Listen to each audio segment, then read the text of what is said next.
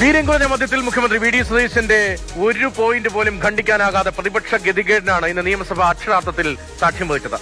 പ്രതിപക്ഷത്ത് മാത്രമല്ല കോൺഗ്രസിലെ ചിലർക്കുമുണ്ട് വലിയ നിരാശ. വി ഡി സതീശൻ സർക്കാർ ആദ്യമേ ദുർബലമാക്കിയേക്കാം എന്ന് കരുതിയ കോൺഗ്രസിൽ തന്നെ ചില തിരുത്തൽ മോഹികൾക്കും ഒരിഞ്ച് പോലും മുന്നോട്ട് പോകാൻ ഇതുവരെ കഴിഞ്ഞിട്ടില്ല. ബെക്കാഡി കമ്പനിക്കായി നികുതി കുറച്ചു എന്നായിരുന്നു ആദ്യമുയർന്ന ആരോപണം. നികുതി കുറച്ചതേയല്ല, നികുതി ആദ്യമായി നിശ്ചയിച്ചത് എന്ന് പിന്നാലെ വ്യക്തമായി. ഫയൽ അതിവേഗം സീറ്റുകൾ മറികടന്ന് നികുതിയിൽ തീരുമാനമെടുത്തു. അത് അസാധാരണം എന്തായിരുന്നു മറ്റൊരു പ്രധാനപ്പെട്ട ആരോപണം. നികുതി തീരുമാനം ബജറ്റിന്റെ തലേന്ന് വേഗത്തിലെടുക്കുന്ന തീരുമാനമാണ്. അത് ബാലഗോപാലിനും അറിയില്ലേ എന്ന നിയമസഭയിലെ മുഖ്യമന്ത്രിയുടെ ചോദ്യത്തോടെ ആ ആരോപണവും തീർന്നു. ബെക്കാഡി ഉൾപ്പെടെ കമ്പനികൾ സമീപിച്ചത് പഴയ സർക്കാരിന്റെ കാലത്താണ്. വീര്യം കുറഞ്ഞ മദ്യത്തെ നിർവഹിച്ചത് എം വി ഗോവിന്ദൻ എക്സൈസ് മന്ത്രി ആയിരുന്നപ്പോഴാണ്. മദ്യനയത്തിൽ ഭേദഗതി വരുത്തി വീര്യം കുറഞ്ഞ മദ്യം കൂടി വിൽക്കാനുള്ള അനുമതി ഉൾപ്പെടുത്തിയത് പിണറായി സർക്കാരിന്റെ കാലത്തുമാണ്.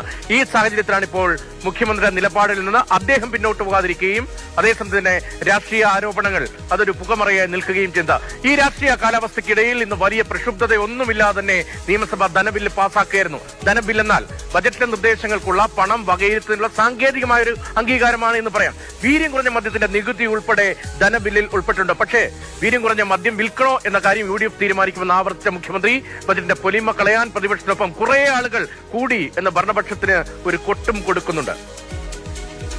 പിന്നെ വീര്യം കുറഞ്ഞ മദ്യം കേരളത്തിൽ വിൽക്കണമെന്ന് തീരുമാനിക്കുന്നത് UDF സർക്കാരിന്റെ മദ്യനയത്തിന്റെ ഭാഗമായിട്ട് അത് തീരുമാനിക്കും. മദ്യനയത്തിന്റെ ഭാഗമായിട്ട് തീരുമാനിക്കുമ്പോൾ വീര്യം കുറഞ്ഞ മദ്യം വേണ്ട എന്ന് തീരുമാനിച്ചാൽ ഇല്ല, നീ വിൽക്കാം, അത് പ്രോത്സാഹിപ്പിക്കാം. ഇപ്പൊ ഈ പറഞ്ഞ റിപ്പോർട്ടിന്റെ ഒക്കെ അടിസ്ഥാനത്തിൽ ചർച്ച ചെയ്ത് കേരളവും കൂടി ചർച്ച ചെയ്യട്ടെ. എന്തിനാ UDF മാത്രം ചർച്ച ചെയ്തത്? കേരളം കൂടി ചർച്ച ചെയ്തിട്ട് ഇനി വേണം എന്ന് തീരുമാനിച്ചാൽ അപ്പോൾ ടാക്സസ് ഡിപ്പാർട്ട്മെന്റ് ഈടാക്കുന്ന ടാക്സ് ഇതായിരിക്കും. അത്രയേ ഉള്ളൂ. ഇത് വളരെ ലളിതമായ ഒരു വിഷയമാണ്.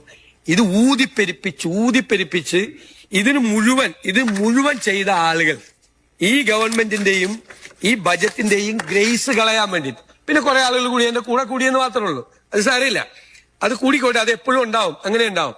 അതിലൊന്നും വഴങ്ങുന്ന സർക്കാരല്ല ഇത്. ഈ സർക്കാരിന് കൃത്യമായ പരിപാടിയുണ്ട്, കൃത്യമായ പദ്ധതിയുണ്ട്, കൃത്യമായ പ്ലാൻ ഉണ്ട്. അത് കൂടിയാലോചനകൾക്ക് ശേഷമുള്ള തീരുമാനമാണ്. ബജറ്റിലെ നികുതി നിർദ്ദേശം ആരുമായിട്ട് കൂടിയാലോചിക്കാൻ പറ്റില്ല. അത് അതുമായിട്ട് ബന്ധപ്പെട്ട കൂടിയാലോചനകൾ മാത്രമേ നടത്തുള്ളൂ. അത് കഴിയുമ്പോഴാണ് ഏത് വിഷയവും അത് ആ കാര്യത്തിലുള്ള ഉറച്ച തീരുമാനമാണ്. ഈ തീരുമാനത്തിന്റെ ഭാഗമായിട്ടാണ് ഈ ടാക്സ് ഇപ്പോൾ